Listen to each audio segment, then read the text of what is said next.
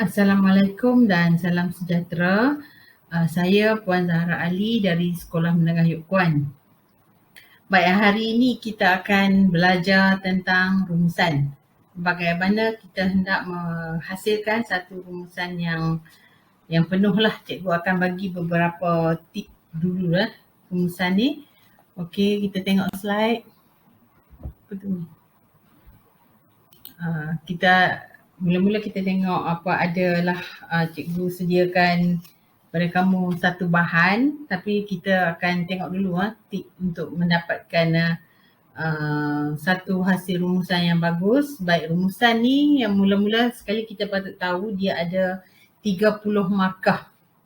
30 markah untuk rumusan, termasuklah di sini pendahuluan satu ayat sahaja tetapi membawa markah 2. Kemudian kita akan lihat fokus 1, fokus 2 dan jika ada fokus 3, fokus 3. Jadi fokus ini ada 8 isi kamu kena cari ya. Cadangannya 3 fokus pertama, 3 fokus kedua dan juga 2 fokus ketiga. Jadi selepas itu kamu akan tulis penutup. Penutup satu ayat sahaja yang membawa markah 2. Baik ya, ada semuanya mengikut di sini 10 isi yang membawa markah 20. Bahasa memang 10 markah, tetapi bahasa ini dikira mengikut holistik ya. Kalau elok kamu tulis, bagus kamu tulis tanpa kesalahan apa-apa, maka ia akan membawa kamu markah 10. Kemudian boleh juga 9 ataupun 8 bergantung kepada pemeriksa itulah. Dan dia akan baca, dia akan tengoklah berapa markah yang kamu boleh dapat lah jika isi kamu 20 markah. Baik, seterusnya kita nak tengok nak tulis pendahuluan, kita mesti tengok dulu fokus apa yang ada di situ. Terlebih dahulu sebelum tengok fokus, kamu baca petikan tu dan kamu akan kena pasti dulu tema dia. Tema itu ya. Okey, kita sambung ya. Cara menentukan fokus. Kamu baca dulu petikan yang dibagi tu. Selepas awak baca petikan, kena pasti tema. Lepas awak tahu tema tu macam-macam tema ada, permainan ke, budaya ke, sekurang-kurangnya awak tahu apakah tema yang ada di situ. Baik, kalau mengikut dalam petikan ini, temanya ialah tema apa ya? Temanya adalah tema perpaduan. Selepas awak kena pasti tema, awak tahu itu tentang perpaduan, awak tak akan cerita tentang hal lain. Jadi awak akan tulis fokus-fokusnya nanti tentang perpaduan. Kita lihat fokus 1, fokus 2 dan fokus 3 tu penting ya. Sebab apa? Sebab bila kamu nak tulis pendahuluan, kamu kena tulis fokus 1, fokus 2 dan fokus 3 untuk dijadikan pendahuluan nanti ya. Selepas itu awak akan cari ya fokus 1, fokus 2 dan fokus 3 sebagai isinya. Cari 8 isi di situ ya. Jadi fokus 1 dan fokus 2 biasanya kamu boleh dapat dalam petikan. Fokus 3 bolehlah kamu cari di dalam bahan grafik. Okey, selepas itu awak akan tulis kesimpulan. Kesimpulan ini membawa markah 2. Tetapi kesimpulan hanya satu ayat sahaja, bukan 2-3 ayat. Satu ayat sahaja. Kesimpulan ni terdiri dari cadangan. Kamu tulis saja perkataan mulanya, kesimpulannya. Kemudian awak tulis cadangan, tulislah tema apa dia. Kemudian tulislah kata hubung. Dan juga mungkin kamu nak tulis kesan dan sebagainya lah. Okey, sebagai peringatan kamu ya. peringatan kamu ya. Kamu dikehendaki hanya menulis 120 patah perkataan sahaja. Kamu dikehendaki kira jumlah perkataan itu, tidak boleh lebih ya. Jika lebih, pemeriksa tidak akan membaca yang selebih dari 120 itu. Melainkan ia hanya ayat yang perkataan-perkataan yang kamu nak menghabiskan ayat itu saja. Selepas itu pemeriksa tidak akan membaca. Jika ada isi, maka kamu tak dapatlah markah untuk isi itu. Walaupun markahnya tidak ditolak, tetapi isi selepas dari 120 patah perkataan tidak akan diambil kira. Baik, untuk pengetahuan kamu, pemeriksa juga akan mengira bilangan patah perkataan yang kamu tulis itu. Janganlah kamu tulis 180, 200 kamu tulis di situ 120 patah perkataan, kerana pemeriksa tu dia memang akan kira bilangan perkataan kamu. Okey. Lepas itu contoh kalau kamu nak kira perkataan,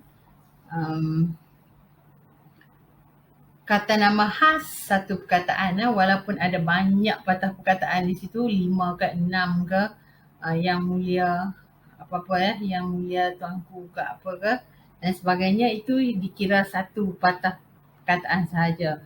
Begitu jugalah jika ada pantun ke, jika ada peribahasa, semua dikira satu, itu dikira satu walaupun ada banyak patah perkataannya. Baik, itu saja ingatan pada cikgu. Okey, kita pergi kepada latihannya. Kita cuba latihan ni, kita cuba nak buat pendahuluan. Okey, tadi cikgu dah bagi tahu kamu pendahuluan mesti ada fokus 1, fokus 2 dan fokus 3. Pendahuluan ni kita mulakan dengan perkataan rumusan membincangkan. Tak perlu fikir yang lain lagi. Kamu tulis sahaja rumusan membincangkan. Okey, di sini dalam petikan ni kamu akan jumpa perkataan kepentingan sebagai fokus pertama, cabaran fokus kedua. Apakah kepentingan perpaduan lah, kemudian cabaran. Cabaran-cabaran yang kita hadapi dalam perpaduan ini, dan juga fokus ketiga, usaha-usaha mengekalkan perpaduan kaum dalam kalangan masyarakat. Dalam kalangan masyarakat, awak tulis tambah perkataan itu, dalam kalangan masyarakat. Okey ya. Awak sudah tahu fokus pertama ialah kepentingan, fokus kedua cabaran, fokus ketiga usaha-usaha bagaimanakah kita hendak mengekalkan perpaduan. Selepas itu kamu bolehlah lihat isi-isi yang terdapat ataupun fokus-fokus yang terdapat dalam petikan. Fokus pertama boleh cari 3 isi. Dia ada lebih dari 3 isi. Tapi dikehendaki di sini seelok-eloknya awak ambil 2 ataupun 3 isi saja. Begitu juga dengan fokus kedua. Dia ada dalam petikan juga. Kamu cari dan dapatkan fokus kedua 3 isi Cari 3 isi di situ. Seperti mana yang cikgu tunjukkan. Kemudian kamu lihat bahan grafik. Di dalam bahan grafik kita tunjukkan di sini fokus ketiga. Kadang-kadang bahan grafik tu terdapat fokus kedua di dalam bahan grafik. Kamu kena tengoklah, kena cari ada ke tak ada fokus kedua dalam bahan grafik. Jadi di dalam latihan ini, fokus ketiga ditunjukkan dalam bahan grafik kamu. Jadi kamu ambillah 2 isi sebab kamu dah ambil 3 Fokus pertama, fokus kedua 3 dan fokus ketiga tu cari 2 isi sudah cukup. Kemudian yang terakhirnya kamu dikehendaki menulis kesimpulan. Kesimpulan hanya 1 ayat sahaja. Contoh yang diberi di sini kesimpulannya. semua pihak hendaklah bekerjasama. Kamu kena tulis semua pihak hendaklah bekerjasama. Bekerjasama untuk apa? Ya, temanya menjaga perpaduan kaum di negara ini. Kemudian letakkan perkataan agar ataupun supaya semua rakyat dapat hidup dalam keadaan aman dan harmoni. Contoh.